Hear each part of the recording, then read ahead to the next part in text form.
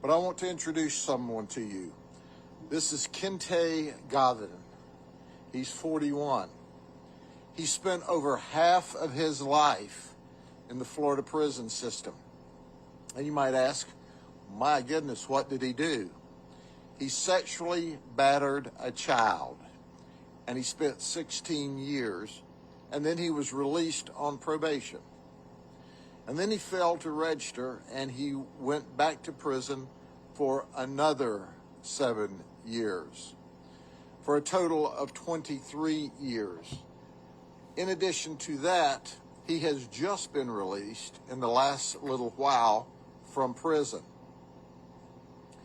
And he was living in this community at what the neighborhood referred to as the Chomo house, the child molester house.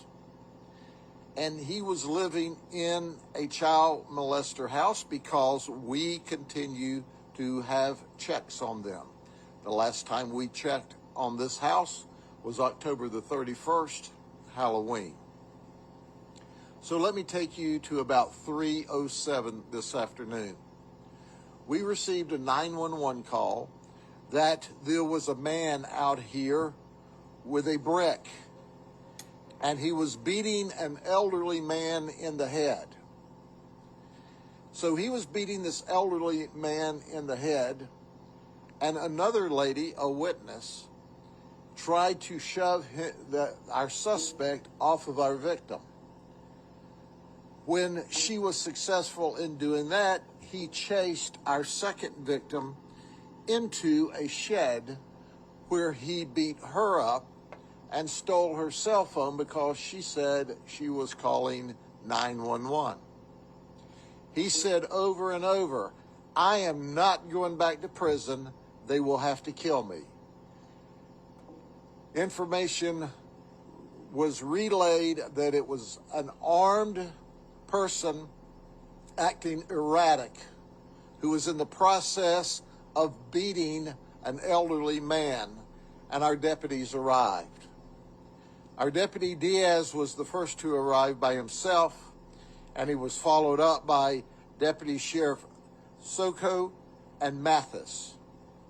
Deputy Diaz told our suspect several times, "Throw down the brick, throw down the brick, throw down the brick." He refused. Not only did he refuse, he started toward the deputies. They attempted to tase him. 2 of them did. One of our witnesses said he just pulled the taser out and continued to charge at the deputies. At that time, 2 of our deputies, Deputy Mathis and Deputy Diaz, fired a total of 6 shots.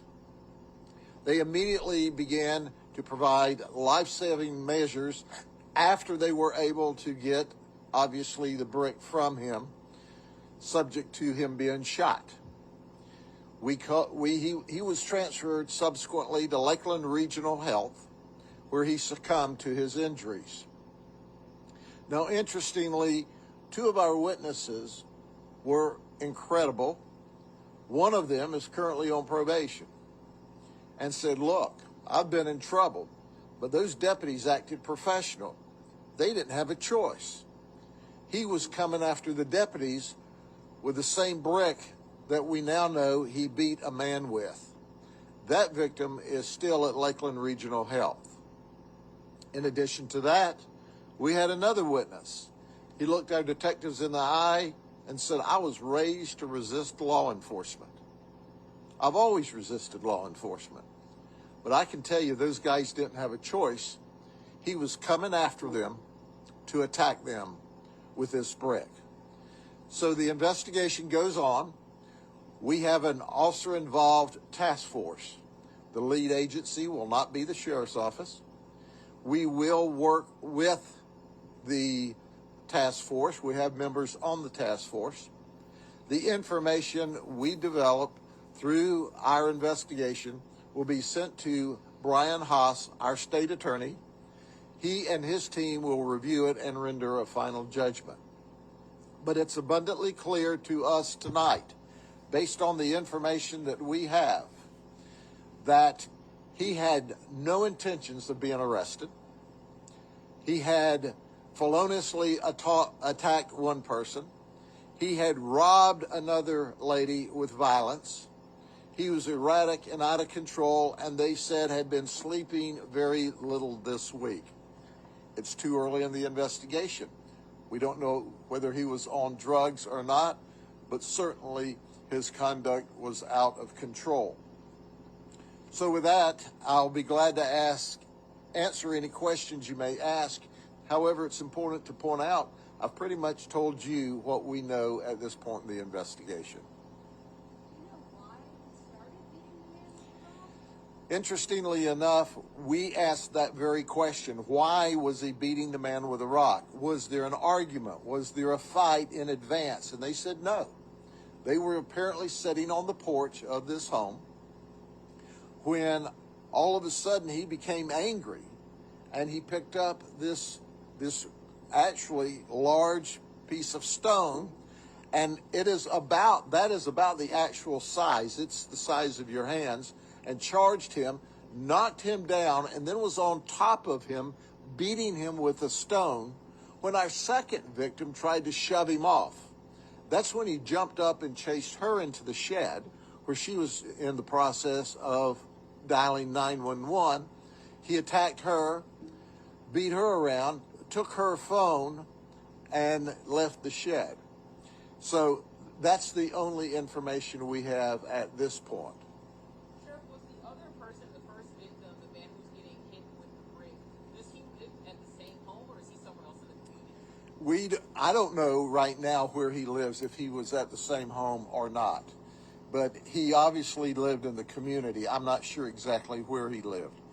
Here's what's important to understand, is for reasons that we don't know early investigation, he had not been sleeping much, had been acting erratic, and all of a sudden attacked what was described on 911 as an elderly white male with a brick. Our deputies came here to save his life, to protect him, to stand in the gap between good and evil. And they were forced to shoot him when the taser did no good. I believe, based upon the early information, this was clearly a suicide by cop. He had been in prison over half of his life for sexually battering a child. And he said over and over, I am not going back to prison. I am not going back to prison. They'll have to kill me. And that's what he did. He made us kill him. It was his choice to be shot tonight. We didn't make that decision. He did, and we obliged him.